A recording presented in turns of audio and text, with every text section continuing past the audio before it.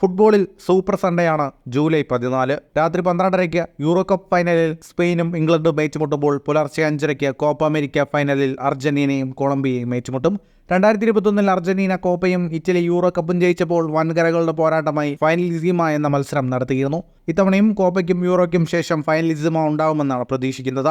2025 Finalissima പോരാട്ടം നടക്കുക. ഈ പോരാട്ടത്തിൽ ലയണൽ മെസ്സിയെ നേരിടണമെന്നാണ് തന്റെ ആഗ്രഹമെന്ന് സ്പാനിഷ് ഫുട്ബോളിലെ പുതിയ സെൻസേഷൻ ലാമിൻ യമാൽ പറയുന്നു. മെസ്സിയെ പോലെ ബാഴ്സലോണയുടെ യൂത്ത് അക്കാഡമിയിലൂടെ വളർന്ന താരമായ ലാമിൻ യമാൽ ഇതിനോടകം നിരവധി റെക്കോർഡുകൾ സ്വന്തമാക്കി കഴിഞ്ഞു.